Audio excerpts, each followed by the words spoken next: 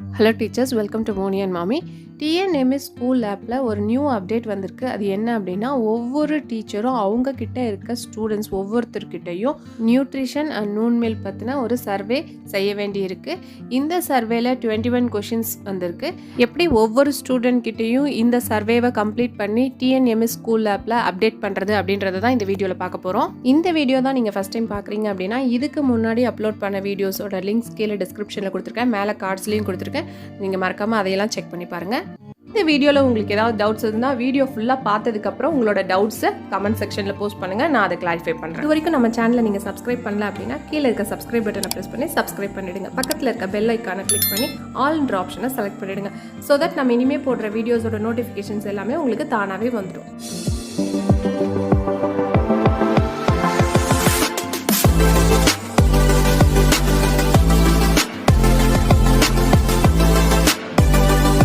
First உங்கள் மொபைலில் play store open பண்ணிக்கோங்க.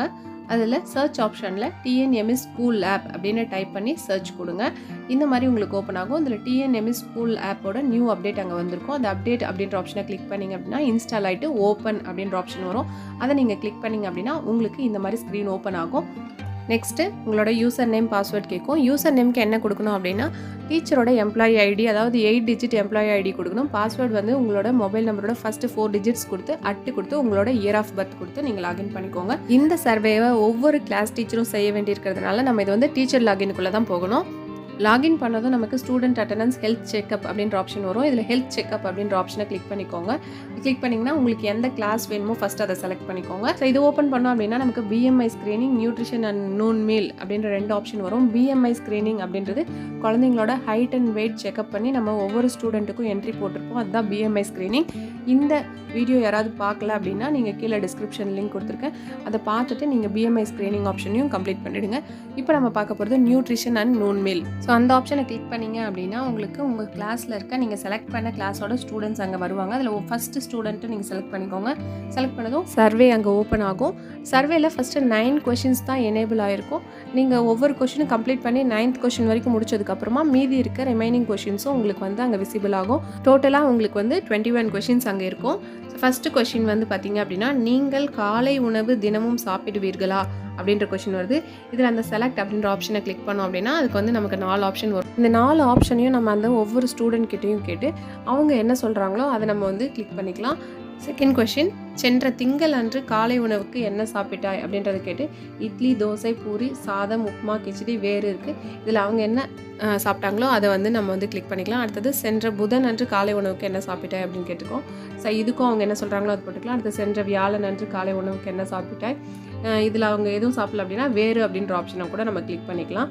அடுத்தது 6th கொஷின், சென்ற வெள்ளி அன்று காலை உணவுக்கு என்ன சாப்பிட்டாய் அப்படின்னு கேட்டிருக்காங்க. இதுக்கு அதே மாதிரி தான். ஸோ என்ன அவங்க சாப்பிட்டாங்களோ அதை செலக்ட் பண்ணிக்கலாம். அடுத்த 7th, நீங்கள் தினமும் பால் அல்லது காஃபி, டீ குடிப்பீர்களா அப்படின்னு கேட்டிருக்காங்க. இதுக்கு டெய்லினா டெய்லி போட்டுக்கோங்க, இல்லை எப்போ அதுனா சம்டைம்ஸ் செலக்ட் பண்ணிக்கோங்க, இல்லைனா எப்போவுமே இல்லைன்றதுக்கு லாஸ்ட் ஆப்ஷன் கிளிக் பண்ணிக்கோங்க. அடுத்தது 8th, பெற்றோரின் தொழில் விவரங்கள் இங்கே பதிவு செய்க அப்படின்னு கேட்டிருக்காங்க. இதில் வந்து அப்பா மட்டும் வேலைக்கு போகிறாங்களா, அம்மா மட்டும் வேலைக்கு போகிறாங்களா, 2 பேரும் வேலைக்கு போகிறாங்களா அப்படின்ற ஆப்ஷன்லாம் கேட்டிருக்காங்க. அல்லது நீங்கள் வந்து உங்களோட கார்டியன் கிட்ட இருக்கீங்களா அந்த மாதிரிலாம் கேட்டிருக்காங்க. இதுக்கு என்ன ஆப்ஷன் செலக்ட் பண்ணணும் அப்படின்றத அந்த ஸ்டூடெண்ட் கிட்ட கேட்டு செலக்ட் பண்ணிக்கலாம். நான் வந்து இங்கே அப்பா மட்டும் வேலைக்கு செல்கிறார் என்ற ஆப்ஷனை செலக்ட் பண்ணிக்கிறேன். இந்த கொஷின், நீங்கள் பள்ளியில் வழங்கப்படும் சத்துணவு சாப்பிடுவீர்களா அப்படின்னு கேட்டிருக்காங்க. இது வந்து நமக்கு தெரியும் இல்லையா அவங்க சாப்பிட்றாங்களா இல்லையான்றது, அதை செலக்ட் பண்ணிக்கலாம். அடுத்ததான் 10th கொஷின், சத்துணவு மையத்தில் கொடுக்கப்படும் காய்கறி பிரியாணி மற்றும் மிளகு முட்டை உங்களுக்கு பிடிக்குமா அப்படின்ற ஆப்ஷன் கேட்டிருக்காங்க. ஸோ இதுக்கு வந்து நம்ம பசங்க என்ன சொல்கிறாங்களோ அதை செலக்ட் பண்ணிக்கலாம். இதுக்கு வந்து என்னென்னா எனக்கு ரொம்ப பிடிக்கும், மிகவும் பிடிக்கும், இல்லை பிடிக்கும், குறைந்த விருப்பம் தான், சாப்பிட்டதே இல்லை, இந்த 4 ஆப்ஷன் கொடுத்துருக்காங்க. இதில் எதுவோ அதை வந்து நீங்கள் சூஸ் பண்ணிக்கோங்க. அடுத்து சத்துணவு மையத்தில் கொடுக்கப்படும் கருப்பு கொண்டக்கடலை புலாவ் மற்றும் தக்காளி மசாலா முட்டை உங்களுக்கு பிடிக்குமா அப்படின்னு கேட்டிருக்காங்க. அந்த ஸ்டூடெண்ட் கிட்ட கேளுங்க. இந்த 4 ஆப்ஷனில் அவங்க என்ன சொல்கிறாங்களோ அதை வந்து நீங்கள் கிளிக் பண்ணிக்கோங்க. இங்கே வந்து நான் பிடிக்கும் அப்படின்ற ஆப்ஷனை வந்து செலக்ட் பண்ணிக்கிறேன். அடுத்தது சத்துணவு மையத்தில் கொடுக்கப்படும் தக்காளி சாதம் மற்றும் மிளகு முட்டை உங்களுக்கு பிடிக்குமா அப்படின்னு கேட்டிருக்காங்க. இதுக்கும் அதே 4 ஆப்ஷன் தான். ஸோ இதையும் நீங்கள் ஸ்டூடெண்ட் கிட்ட கேட்டு செலக்ட் பண்ணிக்கோங்க. அடுத்ததாக 13th கொஷின், சத்துணவு மையத்தில் கொடுக்கப்படும் சாதம், சாம்பார் மற்றும் வேக வைத்த முட்டை உங்களுக்கு பிடிக்குமா அப்படின்னு கேட்டிருக்காங்க. இதுக்கு வந்து மிகவும் பிடிக்கும்னா I like it very much போட்டுக்கோங்க, பிடிக்கும்னா ஐ லைக் இட் போட்டுக்கோங்க, என்ன அந்த ஸ்டூடெண்ட் சொல்கிறாங்களோ அது போட்டுக்கோங்க. அடுத்த 14th கொஷின், சத்துணவு மையத்தில் கொடுக்கப்படும் கருவேப்பிலை, கீரை சாதம், மசாலா முட்டை, மிளகாய் பொடி தூவிய வறுத்த உருளைக்கிழங்கு உங்களுக்கு பிடிக்குமா அப்படின்னு கேட்டிருக்காங்க. சேம் 4 ஆப்ஷன்ஸ் தான். அவங்க என்ன சொல்கிறாங்களோ போட்டுக்கோங்க. அடுத்தது சத்துணவு மையத்தில் கொடுக்கப்படும் சாம்பார் சாதம், வெங்காயம், தக்காளி, மசாலா, முட்டை உங்களுக்கு பிடிக்குமா அப்படின்னு கேட்டிருக்காங்க. இதுக்கு அவங்க ஸ்டூடெண்ட் என்ன சொல்கிறாங்களோ அதை போட்டுக்கோங்க. நான் இங்கே பிடிக்கும் போட்டிருக்கேன்.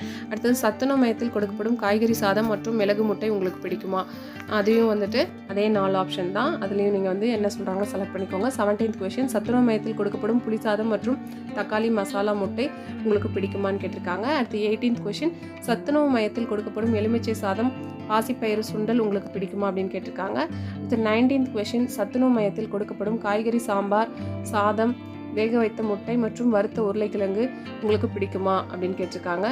நெக்ஸ்ட்டு 20th கொஷின் சத்துணவு மையத்தில் கொடுக்கப்படும் உணவு உங்களுக்கு போதுமான அளவு உள்ளதா, அதாவது இதுக்கு போதுமான அளவு உங்களுக்கு சாப்பாடு கொடுக்குறாங்களா அப்படின்னு கேட்டிருக்காங்க. இதுக்கு என்ன அந்த குழந்தை சொல்லுதோ அதை நீங்கள் போட்டுக்கோங்க. அடுத்து 21st லாஸ்ட் கொஷின் பள்ளியில் கொடுக்கப்படும் சத்துணவு கொடுக்கப்படும் இடமும் சுகாதாரமாக உள்ளதா அப்படின்னு கேட்டிருக்காங்க. ஸோ இதுக்கு ஆம்னா ஆம் போட்டுக்கோங்க, இல்லை அப்படின்னா இல்லை போட்டுக்கோங்க. ஸோ இதெல்லாம் முடிச்சதுக்கப்புறமா கீழே இருக்க சேவ் அப்படின்ற ஆப்ஷனை கிளிக் பண்ணிங்க அப்படின்னா இந்த டேட்டா வந்து ஃபுல்லாக சேவ் ஆகிடும். இதில் ஏதாவது நீங்கள் மாற்றுறதுன்னா சேவ் பண்ணுறதுக்கு முன்னாடியே மாற்றிக்கோங்க. இருக்க ஆப்ஷன்ஸ்லாம் கரெக்டாக அப்படின்னு ஒரு டைம் வெரிஃபை பண்ணிவிட்டு கீழே இருக்க சேவ் அப்படின்ற ஆப்ஷனை கிளிக் பண்ணிங்கன்னா டேட்டா சேவ் சக்ஸஸ்ஃபுல்லி அப்படின்றது உங்களுக்கு வந்துடும். அதுக்கப்புறம் ஒவ்வொரு ஸ்டூடெண்ட்டுக்கும் இதே மாதிரி நீங்கள் அந்த ஸ்டூடெண்ட் பக்கத்தில் இருக்க அந்த ஃபோட்டோ ஐக்கானை கிளிக் பண்ணிங்க அப்படின்னா அவங்களுக்கு இதே மாதிரி சர்வே ஓப்பன் ஆகும். ஸோ ஒவ்வொருத்தருக்கும் இந்த 21 கொஷின்ஸ்க்கான சர்வே வந்து நீங்கள் கம்ப்ளீட் பண்ணி சேவ் கொடுத்து சேவ் பண்ணிவிடுங்க. கீழே இருக்க மோர் அப்படின்ற ஆப்ஷனை கிளிக் பண்ணிங்கன்னா லாக் அவுட் அப்படின்றது வரும். லாக் அவுட் கிளிக் பண்ணி நீங்கள் லாக் அவுட் ஆகிடலாம். இதில் ஏதாவது உங்களுக்கு டவுட்ஸ் இருந்தால் கமெண்ட்ஸில் போஸ்ட் பண்ணுங்கள். ஸோ இந்த வீடியோ உங்களுக்கு கண்டிப்பாக யூஸ்ஃபுல்லாக இருந்திருக்கும்னு நினைக்கிறேன். அடுத்தடுத்த நோட்டிஃபிகேஷனுக்காக நம்மளோட சேனலை நீங்கள் சப்ஸ்கிரைப் பண்ணுங்கள். இந்த வீடியோ லைக் பண்ணுங்கள், உங்கள் ஃப்ரெண்ட்ஸ்க்கு ஷேர் பண்ணுங்கள். தேங்க்ஸ் ஃபார் வாட்சிங்.